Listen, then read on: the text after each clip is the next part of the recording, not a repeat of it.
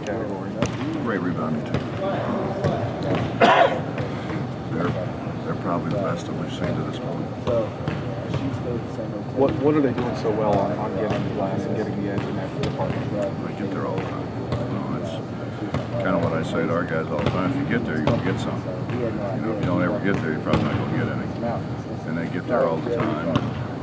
Tim's got great bounce. He's got great bounce. He's got great second bounce. He also got a big body and great hands.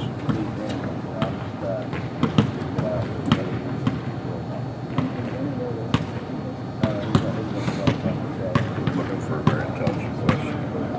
Let's save my intelligent question for when I get home. This month, good luck. I didn't want to say it. I'm glad you did.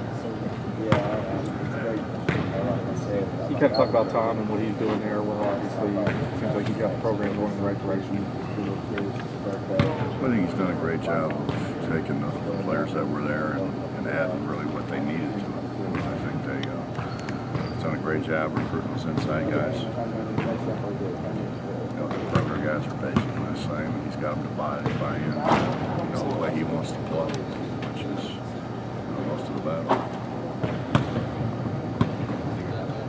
You always look to play a couple of games in Charleston every year, and this is obviously one of them. What is it about that building that you like going down there and playing there for? And what is it that excites you about that?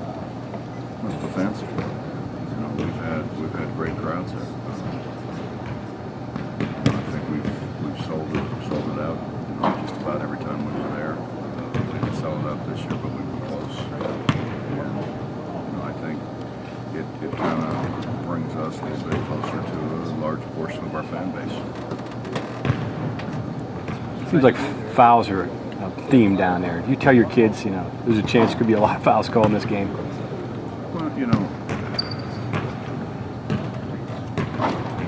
obviously you have to call fouls. You have to call fouls when fouls are there. You don't have to take it to extreme. Go back and look at the tape. There are a lot of fouls. And you hope that, if we foul a lot, they call a lot of fouls on us. If they foul a lot, they call a lot of fouls on them. And you don't try to, at the end of the day, look and make it even. You call the fouls that are there. Talk about the game being in the league season. But do you like this game? And what does this game mean? But I don't have any problem playing the game.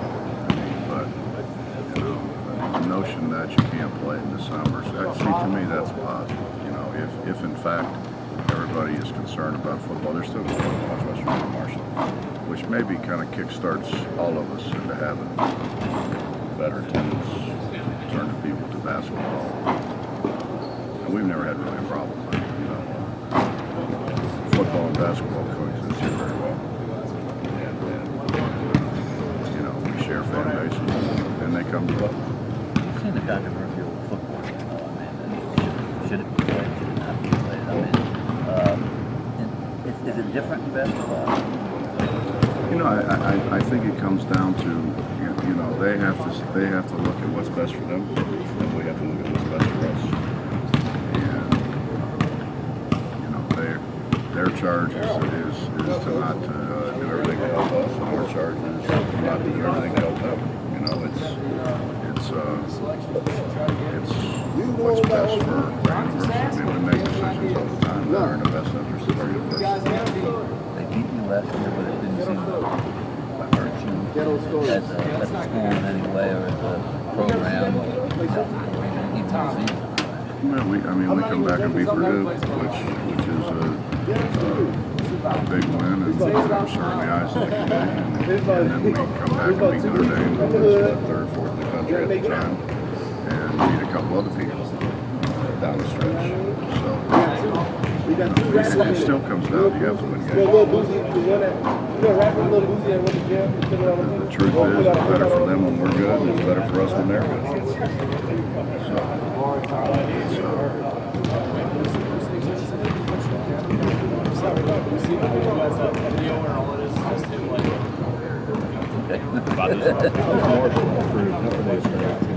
They're better inside.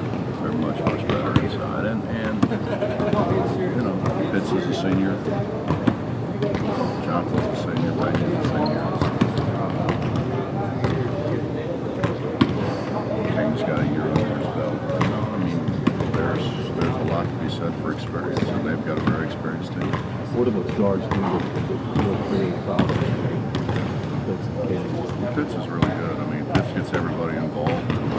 He's able to score. He makes big shots. He made big shots against us a year ago. When their offense started to get a little stagnant, he made big shots for them. He made big shots for them in the Cincinnati game this year. And he's made big shots for them. You sense they're playing with more confidence, like you said, against Cincinnati in the league. I have a hard time getting a game like you. I can't really gauge anybody else's. Does the rebounding explain why they score not shooting well? I mean, they're not a great shooting team. I guess they get a lot of shots. They're very opportunistic team. They make shots when they need to make shots. You know, they can miss shots, and then Pitts will make shots. Kane will make shots. But I mean, obviously, when you rebound the ball, you give yourself a lot more chances. And I think if you look, they get a ton of chances because they rebound the ball so much. In the past, they haven't been a team that's helped you much in the RPI, but this year, obviously, they're up there, I believe, in the 30s or so. I'm guessing you're happy to see that this will be a helpful game in terms of that, if you're able to. I mean, that's what I said. I mean, I think it's best for both teams when we're both good.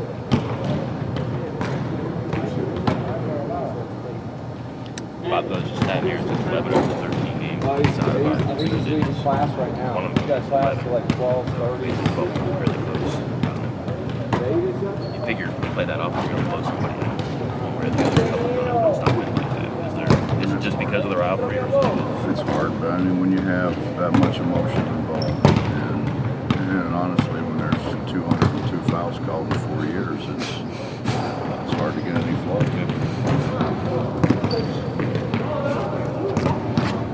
Been in some emotional games this year.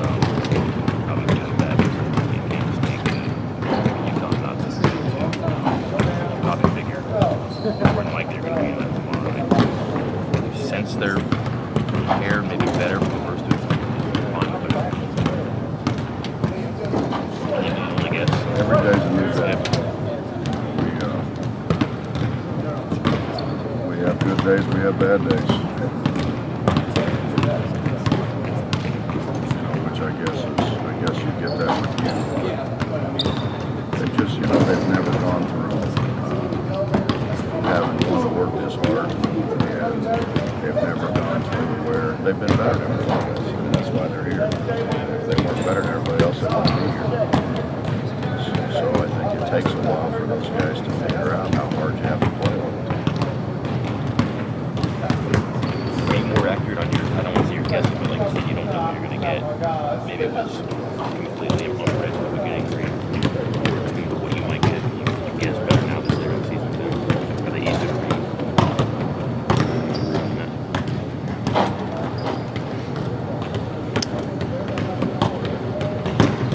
You've been doing this quite a long time. Have you ever drawn a foul like Harrion did? And you got a lot of experience. Have you ever drawn a foul like Harrion did in the UCF game? I've drawn a lot of fouls. Mine are generally of the two-shot version.